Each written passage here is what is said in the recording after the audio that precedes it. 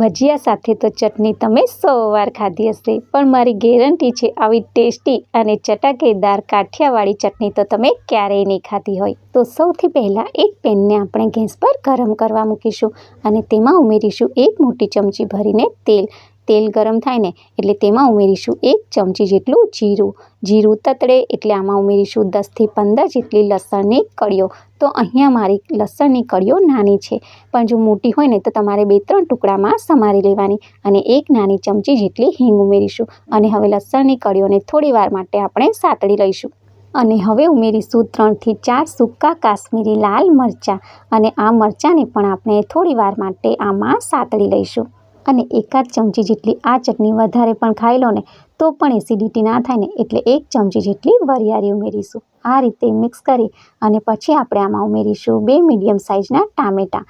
તો ટામેટાને મેં આ રીતે નાના ટુકડામાં સમારી લીધા છે અને હવે આ ટામેટાં ઝડપથી ચડી જાય ને એટલે 1 ચમચી જેટલું મીઠું ઉમેરીશું।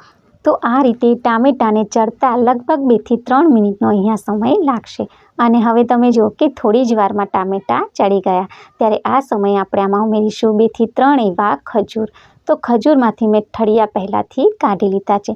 સાથે ઉમેરીશું આંબલીનો પલ્પ। તો આંબલીને મેં થોડી વાર માટે પલાળી રાખી હતી એટલે તે એકદમ સોફ્ટ થઈ ગઈ। આ રીતે હવે બધું મિક્સ કરી અને થોડી વાર માટે આને થવા દઈશું। અને હવે આ બધું સરસ મજાનું ચડી ગયું છે, તો બધા ટેસ્ટને બેલેન્સ કરવા માટે ઉમેરીશું 1 ચમચી જેટલી ખાંડ।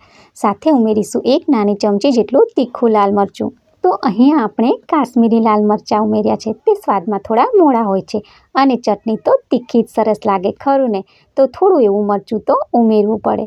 તો આ રીતે બધું મિક્સ કરી અને હવે ગેસની ફ્લેમને બંધ કરી અને આ મિશ્રણને એકદમ સરસ મજાનું ઠંડુ થવા દઈશું। અને હવે આ મિશ્રણ સરસ મજાનું ઠંડુ થઈ ગયું છે ને, તો આ રીતે મિક્સર જારમાં તેને ઉમેરી અને તેમાં 2-3 ચમચી જેટલું પાણી ઉમેરીશું અને મિક્સર જારનું ઢાંકણ બંધ કરી અને આ બધું ગ્રાઇન્ડ કરી લઈશું। તો હવે આ બટાટાવડા, મિર્ચીવડા કે કાઠિયાવાડી ભજીયાનો સ્વાદ 2 ગણો વધારી દે ને તેવી કાઠિયાવાડી ચટાકેદાર ચટણી બનીને તૈયાર છે। એકવાર તો આ ચટણી જરૂરથી ટ્રાય કરજો, મારી ગેરંટી છે આનો સ્વાદ તમે ક્યારેય નહીં ભૂલી શકો। તો ફ્રેન્ડ્સ, આના સિવાય પણ મેં ચેનલમાં ઘણી બધી ચટણીઓ અને ગુજરાતી ફરસાણની રેસીપીઓ પણ મૂકેલી છે।